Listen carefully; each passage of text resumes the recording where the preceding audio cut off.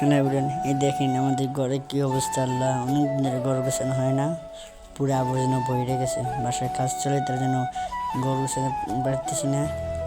বাসায় ঘর গোছালে আবার ঘরে ময়লা হয়, তাই ঘর গোছাতে পারতেছি না।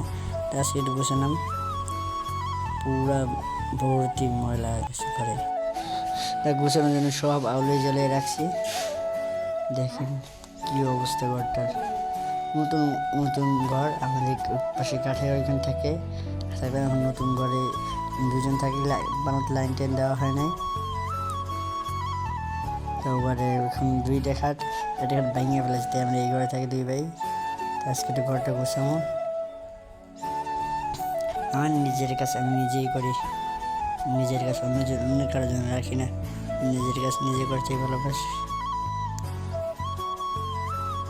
তারপরে দেখতে থাকেন, কারেন্ট নাই, তার জন্য বাতি চালাতে পারতেছি না, অন্ধকার দেখে।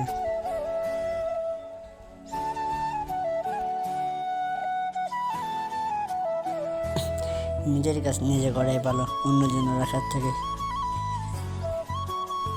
যেমন আমার অন্য কারোর কাজ পছন্দ হয় না, নিজের কাজ নিজেই করি তার জন্য।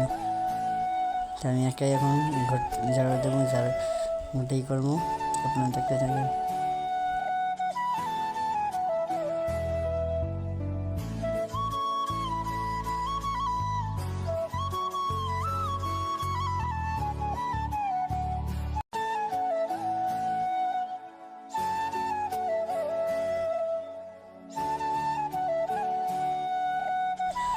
নতুন বিল্ডিং তো, বালি, প্রচুর বালি, অনেক বালি পড়ে। এখান থেকে ভিতরে এখন থেকে প্লাস্টার করা হয় নাই নতুন, তার জন্য অনেক বালি ভিতরে। আমাদের ঝাড়ু দেওয়ার বারবার ঝাড়ু দেওয়া হয় না, তো তাই বালিতে ভরে গেছে। তাই কারেন্ট আসছে, বাতাসে জ্বালাই দিচ্ছি। আপনারা সুন্দর দেখেন।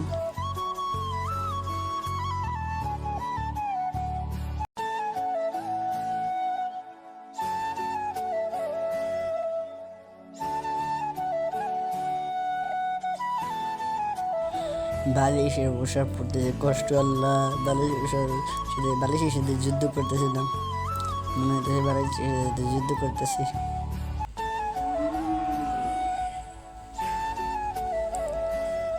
ঢুকি না বালিশ ওটা, প্রচুর কষ্ট লাগে বালিশে পোশাক পড়তে।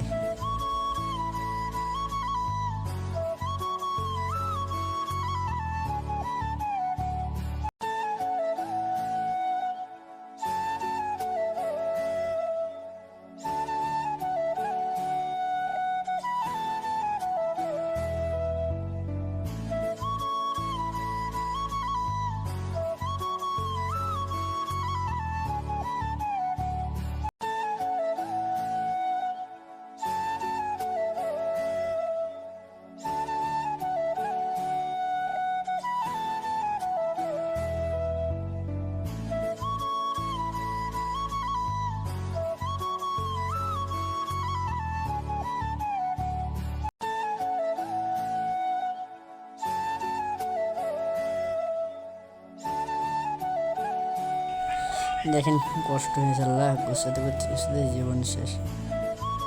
তো কষ্ট করবো সেটা। পাশের রুম এইটা আমাদের আমরা থাকি, পাশের রুম সামনে। দেখেন এখানে কেউ থাকে না, আমরা গুছিয়ে রাখছে, থাকা হয় না এখানে। ফ্যান নেই, ফ্যান লাগানো হয় নাই। পরবর্তীতে সামনে ফ্যান লাগাবে, তারপর দেখি তার পাশের রুম কেউ থাকা লাকড়ি ঢুকে রাখছে। আমাদের বড় রুম সামনে। কি অবস্থা, কাজ চলতেছে তো বাসায়, তার জন্য এই অবস্থা আছে।